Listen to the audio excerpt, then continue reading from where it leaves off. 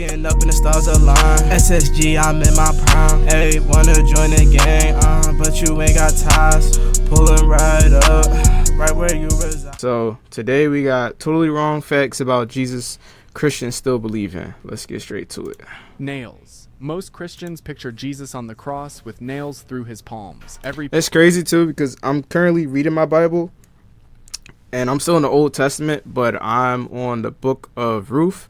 But it's interesting though, because it's definitely some stuff that you like was taught, and then it's like once you like actually read the word, you figure out what was actually really happening, or like the actual situation.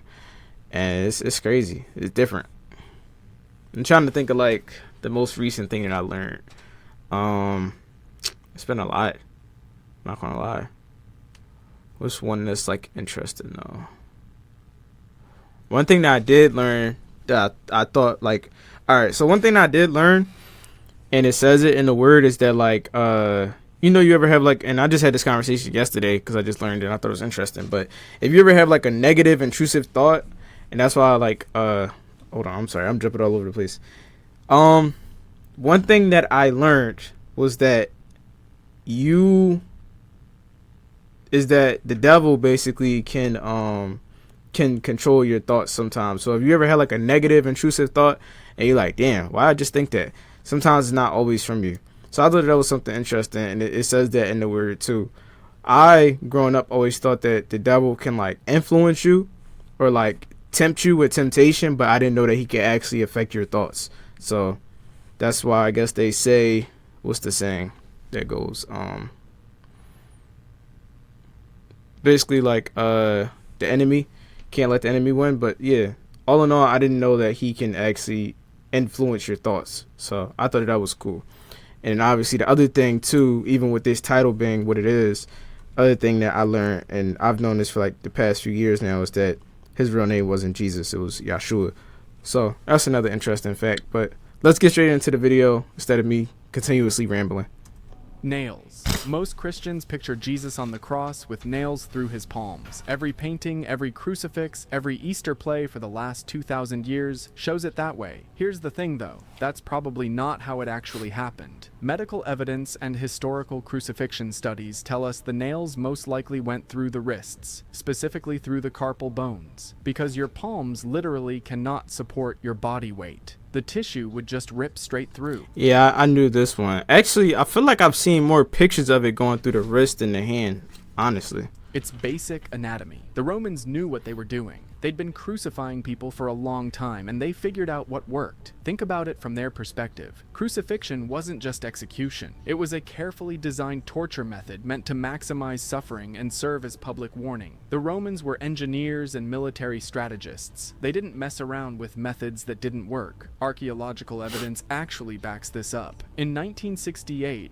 archaeologists found the remains of a crucified man near Jerusalem. The nail was still in the heel bone, showing exactly how they did it. His wrists showed similar trauma patterns, so every artistic depiction you've ever seen is anatomically incorrect. Does this change the meaning of the sacrifice? Absolutely not. Does it change what Jesus went through? Not at all. But it's wild that we've been visualizing it wrong this whole time. The wrist placement makes way more sense when you think about it. The bones there can actually hold weight.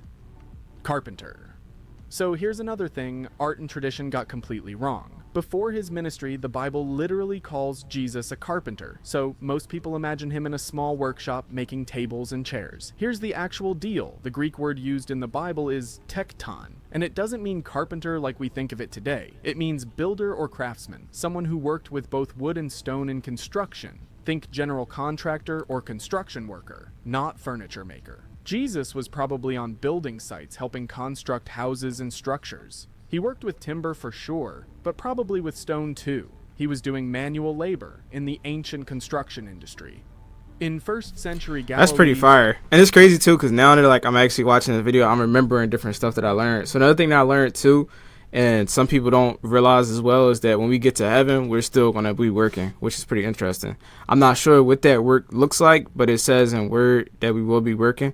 Probably just worshiping the Most High, but I just thought it was interesting still, nonetheless. I think most people picture it like, you know, you just, I don't know, not laying around, not doing anything, but not working. You know what I'm saying? So I thought that was an interesting thing too that I learned personally. Construction was booming under Herod Antipas. Cities like Sepphoris were being rebuilt just a few miles from Nazareth. Jesus and Joseph likely traveled to these sites regularly for work. It wasn't romantic. It was hard. Physical labor in the heat, carrying heavy materials, shaping rough stone, sweating in the sun alongside other workers. So saying carpenter isn't exactly wrong. It's an approximate translation, because he did work with wood.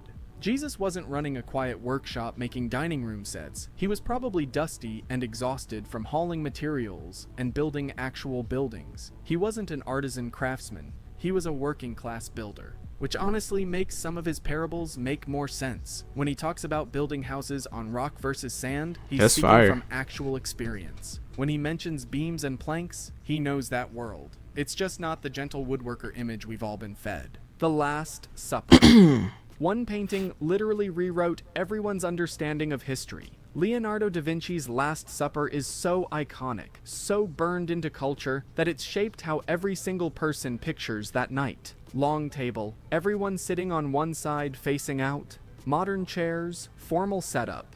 Here's the reality. First century Jewish meals looked nothing like that. People reclined on cushions around a low table, kind of leaning on their sides. No chairs, no formal straight line of people. This is why the Bible mentions John reclining on Jesus' chest at the Last Supper. That sounds weird if you picture Da Vinci's painting, but makes total sense with actual meal customs. Everyone was sort of leaning and lounging around this low table. It was intimate and informal. They would have been close enough to share food from common dishes, leaning on their left sides and eating with their right hands. The whole setup encouraged conversation and closeness, but Da Vinci painted it Renaissance style because that's what made sense to his audience. He wanted every face visible. He made artistic choices that worked brilliantly for a painting, but bore no resemblance to historical reality. And now that image is what most thinks happened. One painting from the 1500s has convinced... It's crazy too, because you do see this painting like everywhere. ...of people across 5 centuries that they know what the Last Supper looked like. The next time you see that painting, try to imagine the actual scene. Middle Eastern guys in robes reclining around a low table, eating with their hands in a much more casual setup. The cross. So you know how we say Jesus carried his cross to Golgotha? Here's what most people don't realize. The Romans didn't use just one standard cross design. They had different types. Sometimes it was a T shape, sometimes an X shape, sometimes just a vertical pole. And here's the interesting part. Often, the vertical post was already there at the execution site, sometimes even a permanent upright beam. And in some cases, it could literally be a tree or a solid wooden trunk fixed in the ground. The condemned person usually carried only the horizontal beam, called the patibulum. This actually explains a ton. How could Jesus, after being tortured and beaten, carry an entire heavy wooden cross through Jerusalem? It always seemed physically impossible. A full cross could weigh well over 200 pounds, but a crossbeam alone would be maybe 75 to 125 pounds. Still incredibly heavy and brutal, especially carrying it for that long. But physically possible. And beaten, the patibulum would be tied across the shoulders behind the neck, forcing the condemned to walk with arms spread. It was designed to be humiliating and painful, even before reaching the execution site. This also explains why Simon of Cyrene was pressed into service to carry it part way. Jesus wasn't weak. He'd been whipped, beaten, and was likely in shock. Carrying even the crossbeam was too much. The Romans wanted him alive for the crucifixion, so they grabbed someone from the crowd to help. This also connects to some interesting theology. In Christian tradition, the cross gets linked to the tree of life from Genesis. When you understand that the vertical part was already standing and permanent, that symbolism gets even deeper. The tree was already there, planted. Jesus brought the crossbeam to complete it. I'm not saying that's what the Romans were thinking. They were just efficient executioners. But the symbolism works out in fascinating ways. So when we say Jesus carried his cross, technically he carried half a cross, which honestly makes the whole thing more believable as a historical event, while keeping all the theological weight. 12 disciples. Still just sad though, like even watching that just makes you at least for me emotional. Like I remember watching The Passion of Christ as a kid and I cried. Like it's just sad. Quick clarification that matters more than you'd think. Jesus didn't have just 12 disciples total. He had tons of disciples. The word just means followers or students. The 12 were specifically the apostles, his inner circle of leaders. But lots of other people followed Jesus and learned from him. The Bible mentions women disciples by name: Mary Magdalene, Joanna, Susanna, and others. They traveled with Jesus and supported his ministry. Luke's gospel specifically mentions that these women provided for Jesus and the disciples out of their own resources, meaning they had financial means and chose to support the movement. Mary Magdalene, in particular, gets a bad reputation in tradition as a prostitute, but the Bible never says this. That's completely made up. I just learned that too. I just learned that too, maybe a few days ago, that she actually wasn't a prostitute. Disciples, present at the crucifixion when most of the men fled, and she was the first witness to the resurrection. That's huge. In a culture where women's testimony wasn't even considered legally valid, Jesus appeared first to a woman and made her the first evangelist. There were probably dozens or even hundreds of people who considered themselves disciples at various points. The 12 had special significance as leaders and witnesses, sure, but acting like they were the only followers is just wrong. It's like saying a teacher only has 12 students because 12 sit in the front row. Everyone else in the class still counts. This matters because it shows how much broader Jesus' movement was. It wasn't just a tiny group of guys wandering around. It was a whole community of people. Women were part of it from the beginning. Disciples came and went. Some stuck around, some didn't. The movement was bigger. Yeah, and I think I kind of imagined that too, especially because, like, he had to have such an influence on people to the point where, like, he's healing people, you know what I'm saying? And then, like, actually them wanting to, like, end him and not feeling as though his way was the right way.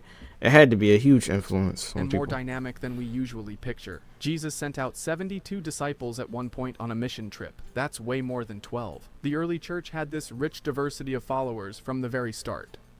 Jesus was soft. Okay. That's another thing that I found out recently too. So it's like, and I know I keep pausing it, but I think, like, when I grew up as a kid, I always imagined, like, Yahshua being, like, just very passive, but that wasn't always the case. And then when you actually read your word and it says, you know, by the end times and everything like that, during Revelations, he's going to come back as a lion. That's why they also call him the Lion of Judah, because in a way he's also, like, warrior-like as well, but he's also very loving and forgiving, and he's the reason why we can go to our Father and, you know, pray to him and be forgiven time and time again, because of everything that he went through for us to be forgiven for our sins. But all in all, he wasn't always just passive, and, you know, the way that they kind of illustrate him in books, movies, TV, it wasn't always the case. And when he does come back, it's not going to be like that. So I just thought that was interesting as well. School teaches gentle Jesus, meek and mild, right? Soft-spoken, never raises his voice, turns the other cheek, loves everyone equally. Here's the thing. That's only half the picture. Jesus absolutely showed love and compassion, no question. But he also showed righteous anger when it was needed. The temple incident is the obvious example. He didn't politely ask the money changers to leave. Right, he had flipped tables and everything. Yep. He did a whip, flipped their tables, scattered their coins, and drove them out. This was not calm Jesus. This was furious Jesus. Think about what this scene actually looked like. Jesus took the time to sit down and braid a whip from cords. That's not a moment of lost temper. That's deliberate, building anger. Then he physically overturned heavy tables of money, released animals, and used the whip to drive people out. There would have been chaos, shouting, coins rolling everywhere, animals stampeding. This wasn't symbolic or metaphorical. This was real disruption. He shut down the whole operation. He called the religious leaders snakes and vipers to their faces. He called them whitewashed tombs, basically saying they looked good outside but were full of death inside. That's harsh. In Matthew's gospel, he delivers an entire chapter of woes against the Pharisees, calling them hypocrites 7 times in a row. He told people to hate their families compared to following him. He spoke difficult truths that made people uncomfortable and angry. He challenged power constantly. He also wasn't afraid of controversy. He touched lepers when that made you ritually unclean. He talked to Samaritan women in public, breaking multiple social taboos at once. He hung out with tax collectors and sinners, earning the criticism that he was a glutton and drunkard. He healed on the Sabbath even though he knew it would enrage the religious authorities. He did it anyway. So this image of Jesus as always gentle and soft, it's incomplete. Not true. Jesus knew Yep. when to be tender and when to be confrontational, when to comfort and when to challenge. His anger wasn't random or petty. It was directed at hypocrisy and injustice, but it was still real anger, real intensity. The meek and mild thing comes from centuries of art and children's Bibles softening him down. Real Jesus was way more intense. Jesus' birthday. Nobody knows when Jesus was actually born. Like, we genuinely have no idea of the actual date. December 25th was chosen by the church centuries later for symbolic and calendar reasons. It had nothing to do with historical evidence. Here's what makes it even wilder. Jesus was probably born before the year 0, like before Christ. How is that possible? Oh, and another thing too that I just remembered that I learned too, speaking of the birth. So I think that a lot of people, and me included, thought that Yeshua, or Jesus for people that still say Jesus, thought that he was immortal, or because he comes back after the resurrection, and he's supposed to be coming back again. But the one thing that I did learn, instead of him being immortal, is that, and it speaks about it if you really read your word, is that he's eternal. And by eternal is a being that's omnipresent, where you've always existed. It's not just like you had a past, present, and future. He's always existed, always been here. And I thought it was interesting because in the Old Testament, they speak about this angel that's called the angel of the Lord. And where was I going with that? Sorry, guys, I just lost my train of thought. But the angel of the Lord only appears in the Old Testament before Yeshua, Jesus, was born. And he speaks to a bunch of different people in the Bible, including Moses. He actually was the one that spoke to Moses in the burning bush. And he spoke to Samson's parents and told Samson's parents that they would be having Samson. So it's basically the appearance of Yeshua before coming in human form to earth. So I thought that was pretty interesting. So if y'all don't believe it, you can see for yourself.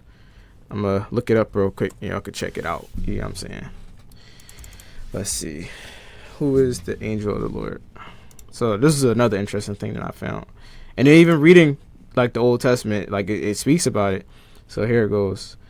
There's a figure in the Old Testament often appearing in pivotal moments of divine intervention. He is distinct from the angels and is frequently identified with God himself, suggesting a unique and mysterious role within the Bible narrative. The angel of the Lord first appears in Genesis, where he encountered Hagar and gives her a promise concerning her son Ishmael.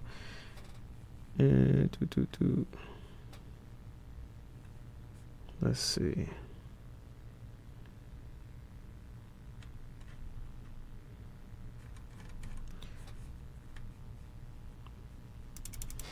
Is the angel of the Lord Jesus. So yeah. There are several key Old Testament passages, often speaking as God and exercising divine authority, for example.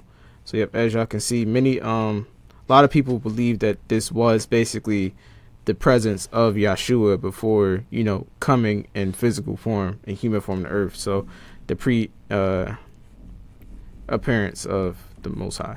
So I just thought that was interesting. But let's get back to the video.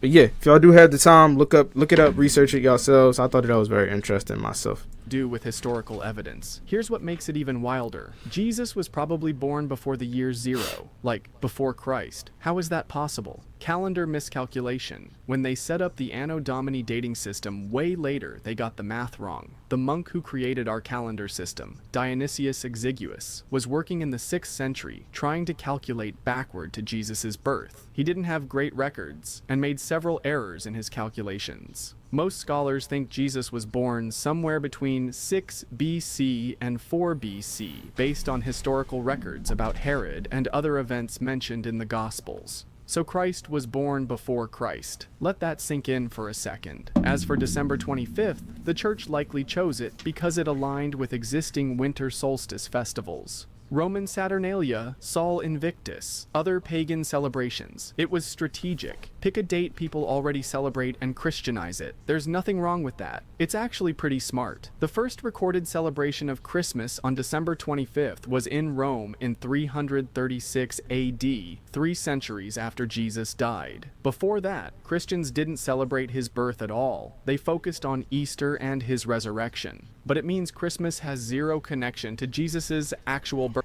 Yep, which is why me personally, I try, and it's very hard to break traditions, but I've really tried not to celebrate these holidays anymore, including my family, because all of it is very pagan and it has nothing to do with honoring God or Yeshua. Birthday. Some scholars think he was born in spring or summer, based on details about shepherds being in the fields. In Judea, shepherds didn't keep their flocks outside overnight in December because it was too cold. Spring lambing season makes more sense. Other scholars point to the census mentioned in Luke, trying to figure out when Rome would have conducted one. But honestly, we just don't know. Understanding that the tradition and the history are different doesn't make Christmas less meaningful. It just means we should be honest about what we actually know versus what we've decided to celebrate. Jesus' looks. As a first-century Galilean Jew, Jesus almost certainly had olive skin, dark brown or black hair, and Middle Eastern facial features. This shouldn't be controversial, but somehow it is. Renaissance artists painted Jesus looking European because that's what they knew. Blonde hair, blue eyes, pale skin, basically Italian or Northern European. And that image spread everywhere through colonialism and missions. Every culture throughout history has painted Jesus to look like themselves, which actually shows something beautiful about his universal appeal. Ethiopian Christians paint him with African features. Asian Christians... And you know, that's very interesting too, because I thought about that too. Like, I wonder how other ethnic groups, other races see Yeshua, or like how they thought he would exist. And I remember having this conversation with one of my coworkers, and he's Mexican, so I had asked him, because we was on the topic of religion and spirituality. I was like, you personally, like, what do you think Yeshua looked like? And he was like, honestly, and you know, we both talked about it, like, you know, growing up. He was like, honestly, growing up, basically by the depiction of like how like I would watch, you know, like the old Bible stories and cartoons and stuff. Like, he always looked like a white man, you know, European, blonde hair, blue eyes. But he was like, the more I thought about it and the more it makes sense to me, I always thought he was black. Or I think that he's black now with his current way of thinking. So I just thought that was interesting.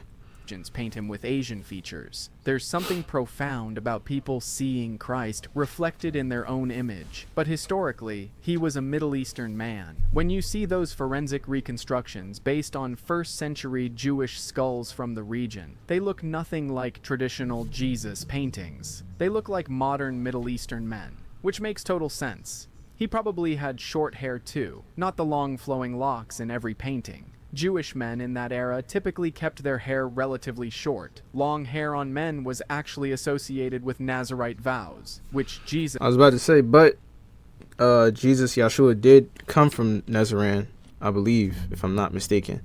But that's another thing too, and it's like, a lot of people will debate you about it, but it's like, if you even look at where a lot of the places in the Bible took place at, with it being in the Middle East, being in Africa, like, a lot of these people that they speak about had to be darker skin tone people, and I just don't get how people don't process that. Like, even with the story of Samson, it speaks of him having locks, it speaks of him being darker skin, you know what I'm saying? So it's like, how can you associate that with being European? It just doesn't make sense. This didn't take. The long hair image comes from later artistic tradition, probably influenced by Greek and Roman gods who were depicted with flowing hair to show their divine status. This matters more than just getting the details right. The white European Jesus image has been used to justify a lot of harm. And it said that he had hair like a shepherd, if I'm not mistaken. I mean, shepherd's hair isn't flowy, and you know what I'm saying? They seem like a white Western religion when it started in the Middle East. It erased the actual ethnic and cultural context. It was used during colonialism to suggest that Jesus looked like the colonizers, which gave a false sense of divine approval to conquest and oppression. Which is also, used as control and to oppress people. So yeah, Jesus wasn't white. He was brown. He looked like his neighbors in Galilee, and that's important to remember. 3 wise men. Here's something that might blow your mind. The Bible never says... I ain't gonna lie, that just tricked me up. I thought that was my alarm on my phone. 3 wise men. Not once. Matthew's gospel mentions Magi from the east, but doesn't give a number. We assumed 3 because the text mentions 3 gifts: gold, frankincense, and myrrh. But there could have been 2 Magi, or 5, or a dozen. We literally have no idea. The tradition of 3 wise men with names, Caspar, Melchior, and Balthazar, developed centuries later. Those names don't appear anywhere in scripture. They're from medieval Christian tradition, probably developed to make the story more concrete and memorable. Different Christian traditions actually have different names for them. The number 3 stuck because of the 3 gifts, and it made for better art and nativity scenes to have a specific count. Also, these weren't kings. That's another later addition to the story. They were magi, probably astronomers or astrologers from Persia or Arabia. They studied the stars and interpreted celestial events. In the ancient world, astronomy and astrology weren't separate disciplines like they are now. These were educated, wealthy men who made a dangerous journey based on what they saw in the sky. They brought expensive gifts, which is why people assumed they were royalty, but the text just calls them magi. And those gifts? They weren't random. Gold represented kingship. Frankincense represented divinity and priesthood. It was used in temple worship. Myrrh represented death and suffering. It was used in burial preparations. So even the gifts were prophetic about who Jesus was and what would happen to him. That's actually really powerful. The Magi probably had no idea how loaded their gift choices were, but in hindsight, they were incredibly significant. The other detail everyone gets wrong is the timing. Those nativity scenes with the Magi at the manger never happened. By the time the Magi arrived, Jesus was probably a toddler, maybe up to 2 years old. Matthew says they came to a house, not a stable. Herod, trying to kill Jesus based on the Magi's timeline, ordered all boys 2 years and under killed. That suggests Jesus could have been walking and talking by the time these visitors showed up. The journey from the east would have taken months or even longer, so the wise men weren't at the birth. They came later. I would imagine, because even the way that it says, in Revelations, like, no one knows, when he will return. I'm pretty sure it's the same way that nobody knew when he would be born. So as much as they tried to calculate it and figure it out, like this guy is saying, he was probably already born. You know what I'm saying? Possibly much later. No emotions. Last thing, and it's actually the most important theologically, some Christians act like Jesus didn't really have emotions, or his emotions weren't fully human. Like he was going through the motions, but not really feeling it the same way we do. The Bible completely contradicts this. Jesus wept at Lazarus' death. That's the shortest verse in the Bible, but it carries huge meaning. He cried. Real tears. Real grief. In Gethsemane, before his arrest, he felt such anguish that he sweat drops of blood. That's a real medical condition called hematidrosis that happens under extreme stress. He felt fear. He felt dread. He asked if there was any other way. He got angry at hypocrisy and injustice. He felt love for his friends and compassion for crowds. He experienced the full range of human emotion. This isn't a weakness in Jesus. It's theologically essential. If he wasn't fully human, experiencing real human emotions and struggles, then his sacrifice doesn't mean the same thing. If he just pretended to feel pain and fear and grief, then what did he really overcome? The whole point is that he was tempted in every way we are. And also, I think that was a way for him and the Most High to connect with us. You know what I'm saying? I think that was like the way to form the connection. Yeah, because I think our minds is very hard for us to process God. You know what I'm saying?